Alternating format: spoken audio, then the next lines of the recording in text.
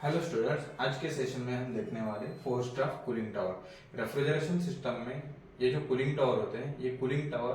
Condenser के गर्म पानी को ठंडा करने के लिए प्रयोग करते हैं। खास करके इस कूलिंग टावर का प्रयोग वाटर कूल कंडेंसर के साथ बड़े बड़े आइस प्लांट, सेंट्रलाइज प्लांट या स्क्रू चिलर प्लांट के साथ प्रयोग करते हैं। ये जो कूलिंग टावर होते हैं, ये कूलिंग टावर का प्रयोग करना बहुत जरूरी होता है, क्योंकि इसी कूलिंग टावर द्वारा हम कंडेंसर के गर्म पानी को आसानी से ठंडा करके वापस दोबारा कंडेंसेशन के लिए प्रयोग कर सकते हैं। खास करके जो अमोनिया गैस होता है या जो ज्वलनशील गैसेस होते हैं, जिनका तापमान अधिक होता है, जिन्हें ठंडा करने के लिए पानी की आवश्यकता होती है, उन कंडेंसर के साथ ये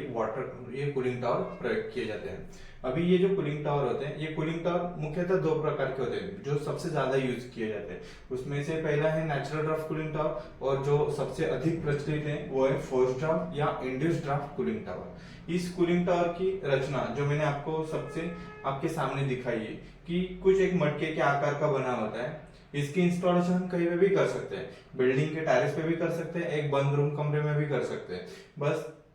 इसको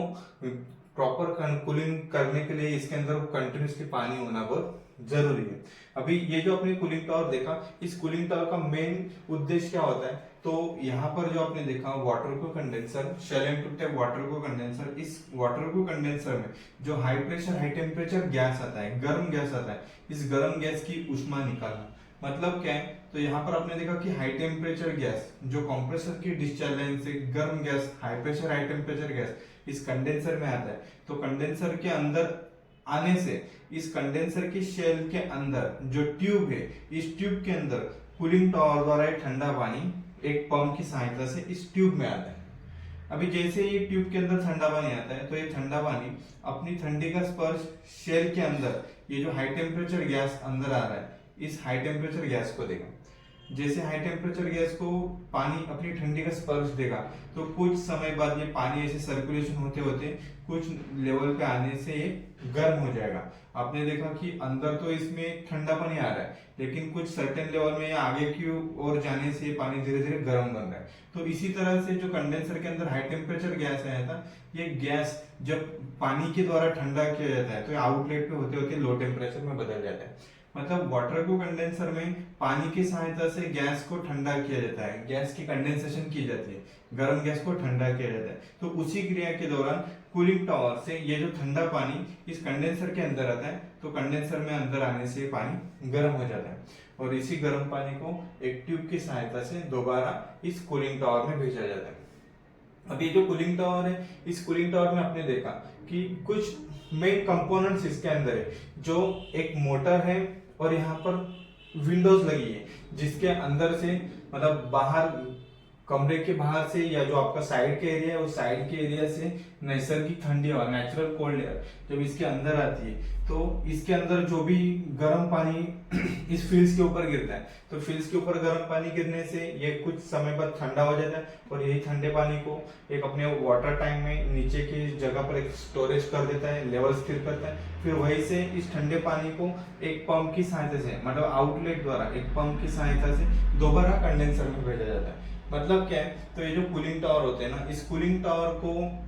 प्रयोग करना एक तो कंडेंसेशन के लिए होता है, दूसरा अगर आप देखेंगे तो कानूनन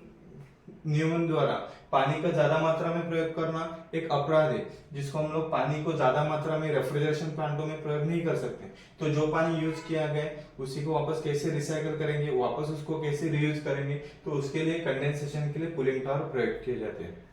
तो ये जो कूलिंग टावर होते हैं, इस कूलिंग टावर की ये जो आपके सामने मैंने बॉडी बना के दिखाई, ये एमएस या कास्ट आयरन के धातु की इसकी बॉडी बनाई जाती है, जो चारों तरफ से मटके के शेल का बना होता है। इसके ऊपरी वाले भाग में एक 3 फेज की मोटर लगाई जाती है, जो अंदर की गर्म हवा को बाहर निकालना है। आप यहाँ पर देख रहे हो हॉट एयर आउट, यहाँ पर जो है ये हॉट एयर आउट, जब इसके अंदर मतलब यहाँ से जो गर्म हवा यहाँ से इसे बाहर निकल जाती है, तो ये गर्म हवा कैसे बाहर चली जाती है। आपने यहाँ पर देखा कि इसके नीचे ना कुछ एल्यूमिनियम के फील्स लगे, एल्यूमिनियम के फील्स इस कूलिंग टावर के अंदर बिठाए जाते हैं, और कूलिंग टावर के दोनों भी लेफ्ट और राइट साइड में यहाँ पर ऐसे 2 विंडोज लगाए जाते हैं, ताकि यहाँ से ठंडी हवा अंदर आए।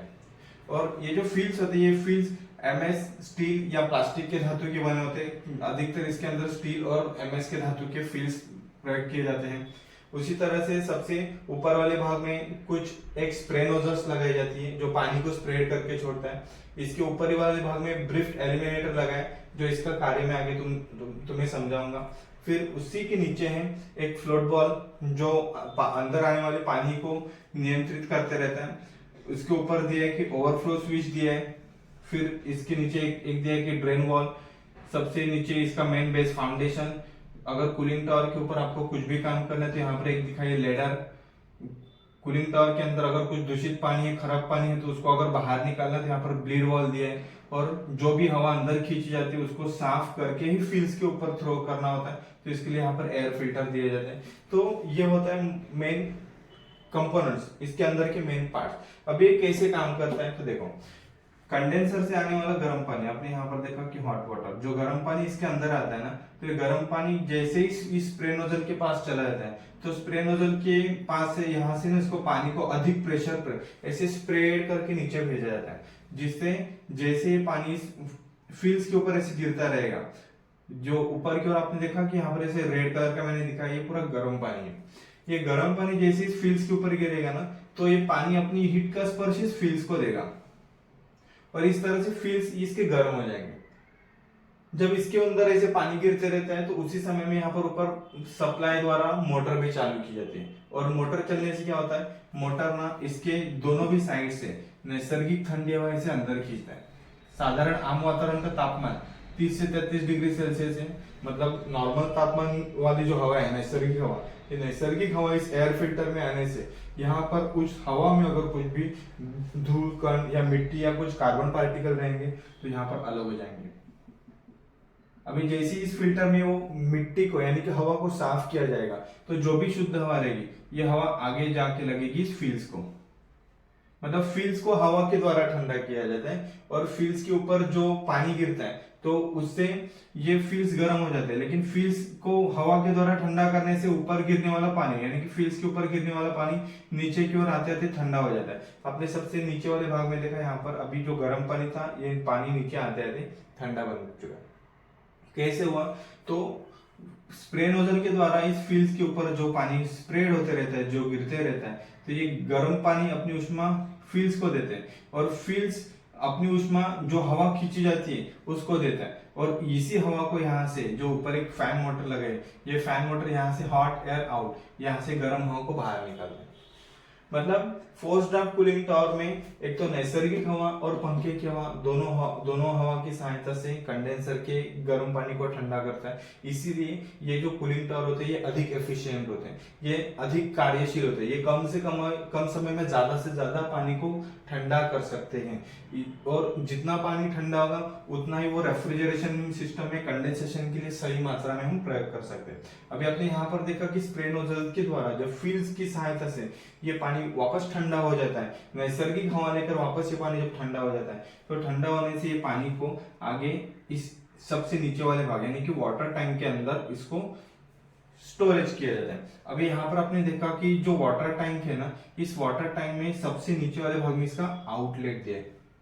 Cold water outlet. अभी यहाँ से जो वाटर आउटलेट का पाइप है ना, इस पाइप को एक पंप के साथ जोड़ते हैं, इसको बोलते हैं सेंट्रीफ्यूगल वाटर पंप। जो ये पंप चलने पर ये इनलेट द्वारा कूलिंग टावर के वाटर टैंक से ठंडे पानी को अंदर खींचेगा और यही ठंडा पानी आगे एक पाइप की सहायता से दोबारा कंडेंसर में भेजा जाएगा। कंडेंसर में जब ये ठंडा पानी गैस की उष्मा निकालेगा तो वापस यही गर्म पानी को एक स्प्रे नोजल के द्वारा कूलिंग टावर में स्प्रेड किया जाएगा। मतलब यही क्रिया बार बार चलती रहती है। तो ये जो क्रिया होती है ना, इस क्रिया के दौरान इसके अंदर कुछ प्रॉब्लम्स भी आते रहते हैं। तो वो प्रॉब्लम्स क्या है और ये एक्चुअली अंदर से इंटरनली कैसे वर्क होता है अभी हम देखेंगे। यहाँ पर ना एक फ्लोट बॉल दिया है, ये है फ्लोट बॉल, ये प्लास्टिक का बना होता है और इस फ्लोट बॉल की जो निडल होती है, ये निडल पाइप के यानी कि कूलिंग टावर के इनलेट के साथ जो मेन इसके अंदर मेकअप वाटर यानी कि इसके अंदर जो पानी भर दिया जाता है ना, शुरुआत में इसके अंदर जो हम पानी भरते हैं तो ये पानी इस मेकअप वाटर लाइन की तरह जाता है और यहाँ से पानी ना जब फ्लोट बॉल नीचे गिरता है, फ्लोट बॉल नीचे कभी गिरता है जब वाटर टैंक में कुछ भी पानी नहीं होता तो उस वक्त फ्लोट बॉल नीचे गिरता है, जिससे यहाँ से निडल इसकी ओपन होती है और निडल ओपन होने से यहाँ से जो भी पानी है ना, इस पानी वाटर टैंक में स्टोरेज होते जाएगा। अभी मान लो कि एक बार इसके अंदर वाटर लेवल इसकी कंप्लीट हो गई, जैसे वाटर लेवल कंप्लीट हो जाएगी तो यहाँ से इसका इनलेट बंद हो जाएगा, यानी कि जो मेकअप वाटर द्वारा जो पानी आ रहा था ये पानी अभी यहाँ पर बंद हो जाएगा। दूसरा कि इसके बाजू में एक ओवरफ्लो पाइप दिया है। कभी अगर वाटर टैंक के अंदर मेकअप वाटर लाइन की सहायता से जो पानी आ रहा है वो पानी अगर ज्यादा मात्रा में आने लगा, ये फ्लोट बॉल अगर कभी अचानक बंद हो गया तो उस वक्त मतलब फ्लोट बॉल ने अगर काम करना बंद कर दिया तो यहाँ पर ना एक ओवरफ्लो पाइप दिया गया है, यहाँ से पानी इस पाइप के अंदर आता है और वो ओवरफ्लो लाइन की सहायता से यहाँ से ऐसे ड्रेन होते रहते हैं। मतलब फ्लोट बॉल के बाजू में एक ओवरफ्लो पाइप दिया गया है जो वाटर टैंक में पानी की सतह ज्यादा मात्रा में भरने पर या ज्यादा मात्रा में ऊपर आने पर जो पानी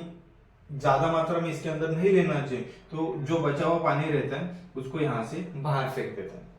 दूसरा यहाँ पर एक ड्रेन वॉल लगा है कि इस कूलिंग टावर के अंदर अगर कभी कुछ काम करना हुआ, कभी अगर ज्यादा मात्रा में कचरा वगैरह जमा हुआ, खराब पानी होने लगा तो उस खराब पानी को हम ड्रेन वॉल की सहायता से बाहर निकाल सकते हैं। अब ये कैसे होता है देखो, जब किसी भी तरल पदार्थ को बार बार कंडेंसेशन हम लोग कंडेंसेशन के प्रयोग करते हैं ना, अर्थात पानी ही समझ लो, ये पानी को अगर बार बार कंडेंसेशन के लिए हम लोग यहाँ पर प्रयोग करेंगे तो उस पानी की मोटाई ना बढ़ेगी, मतलब पानी अधिक गाढ़ा बन जाएगा और वही गाढ़ा पानी अगर इस सिस्टम के द्वारा इस कूलिंग टावर में सर्कुलेट होने लगा, इस पाइप में सर्कुलेट होने लगा, पंप में आने लगा, अगर जहां जहां से गंदा पानी इस सिस्टम के अंदर सर्कुलेट होता रहेगा तो सिस्टम के सभी भागों को, सभी पार्ट्स को खराब करने लगेगा। फिर उस वक्त इसके अंदर के खराब पानी को बाहर निकालना जरूरी है। तो हम इस ड्रेन वॉल को ओपन करके यहाँ से पूरा पानी ऐसे बाहर निकाल सकते हैं, मतलब इसकी सर्विसिंग करते समय हम यहाँ से इसको साफ कर सकते हैं। तो इसी तरह से ये जो ड्रेन वॉल है ये ड्रेन वॉल काम करता है। अभी यहाँ पर आपने देखा कि ब्लीड वॉल, ये ब्लीड वॉल क्या करता है, जैसे बताएं कि अगर कंडेंसेशन करते समय या जो बाहर से नैसर्गिक हवा जब इसके अंदर आती है तो फ्लोट एयर फिल्टर के लाइन से आने वाली दूषित हवा फिर भी अगर इस मॉइस्ट मतलब जो कार्बन पार्टिकल रहेंगे ये हवा की सहायता से या पानी की सहायता से मान लो कि इसके अंदर चले गए तो क्या होगा कि जो जो मिट्टी या कार्बन पार्टिकल इस फिल्स को लगेंगे वो पानी की सहायता से वापस इस वाटर टैंक पे आएंगे। मतलब इसके ऊपर वाली सतह में कचरा जमेगा, मिट्टी जमेगी, जो ऊपर आपको मतलब कूलिंग टावर के ऊपर चढ़ते आपको इसके अंदर कुछ मिट्टी दिखाई देगी। अगर वो ज्यादा मात्रा में और उसे बाहर निकालना है तो हम यहाँ से ब्लीड वॉल को ओपन करेंगे और ब्लीड वॉल को ओपन करने से क्या होगा, जो भी कचरा ऊपर की ओर तैरते रहता है यहाँ से पूरा कचरा खराब पानी बाहर निकल जाएगा। तो ब्लीड वॉल को हम अधिकतर इस वाटर टैंक के अंदर कुछ खराब पानी होगा ऊपर की सतह पर तो उसको बाहर निकालने के लिए ब्लीड वॉल का प्रयोग करते हैं। अभी इसके ऊपर फिल्स के ऊपर हमने देखा था स्प्रे नोजल और स्प्रे नोजल के ऊपर दिखा एक ड्रिफ्ट एलिमिनेटर। ये जो ड्रिफ्ट एलिमिनेटर है ये क्या करता है, जब इसके ऊपर लगा हुआ फैन मोटर इस अंदर की ओर से या आसपास की ओर से जो भी हवा खींचते रहता है तो उस हवा के साथ ना कुछ पानी के कण भी ऊपर चले जाते हैं। अभी मान लो इस हवा के साथ अगर कुछ पानी के कण इसके अंदर या इधर तक पहुंच गए तो ये ड्रिफ्ट एलिमिनेटर क्या करेगा, हवा में अगर कुछ पानी के कण रहेंगे ना तो उसको यहीं पर अलग करेगा और सिर्फ यहाँ से जो गर्म हवा थी इस गर्म हवा को बाहर निकालेगा। मतलब ड्रिफ्ट एलिमिनेटर का काम है कि मोटर चलने के दौरान जो अंदर की ओर से गर्म हवा खींचते रहती है और उस गर्म हवा में अगर कोई पानी के कण रहेंगे तो उस पानी के कणों को या पानी की मात्रा को अलग करने का हम ड्रिफ्ट एलिमिनेटर करते हैं और उसी पानी को वापस एक पानी मतलब इसी वाटर टैंक के अंदर ट्रैप किया जाता है। फिर इसके ऊपर होता है एक मोटर को आपको पता है कि सप्लाई द्वारा चला जाता है और मोटर के ऊपर है कवर। ये जो कवर इसीलिए लगाते ताकि बारिश का पानी या इवेपोरेशन होने के दौरान जो भी हवा रहती है उसका जो वाष्पीकरण रहता है तो उससे आने वाला मॉइस्चर इस मोटर के ऊपर ना गिरे, अगर गिर गया तो मोटर खराब हो सकती है। तो मोटर की सेफ्टी के लिए प्रोटेक्शन के लिए यहाँ पर एक कवर दिया जाता है और इस तरह से यहाँ पर हमने दिखा एक लेडर दिखा है। ये लेडर का क्या काम होता है अगर मान लो कभी इस कूलिंग टावर में आपको कुछ काम करना हो, ऊपर वाले भाग में मोटर चेक करना या मोटर रिप्लेस करना, ब्लेड या इसके ड्रिफ्ट एलिमिनेटर, ऊपर वाले भाग में अगर कभी कुछ काम करना हो तो हम यहाँ से लेडर के द्वारा इसके ऊपर चढ़ सकते हैं और इसको आसानी से सर्विस कर सकते हैं, रिपेयर कर सकते हैं। तो ये जो आपने देखा कूलिंग टावर, मतलब कूलिंग टावर रेफ्रिजरेशन सिस्टम में होना बहुत जरूरी है। तो ये कूलिंग टावर कहाँ पर प्रयोग करते हैं, जो कमर्शियल सिस्टम्स होते हैं जैसे centralise plant, ice plant, cold storage, screw chiller, HVAC plant इत्यादि बड़े कमर्शियल सिस्टम के अंदर इस कूलिंग टावर का प्रयोग किया जाता है। और अधिकतर Shailen tube type water cool condenser जहां पर होते हैं उस कंडेंसर के साथ इस कूलिंग टावर का प्रयोग किया जाता है। तो ऐसे ही आपको अगर कोई भी प्लांट रिलेटेड कुछ जानकारी आपको हासिल करनी है, कुछ अगर लेक्चर्स किसी टॉपिक्स के बारे में अगर आपको लेक्चर्स चाहिए, कुछ पॉइंट्स चाहिए, तो आप मुझे कमेंट करके जरूर बताएं।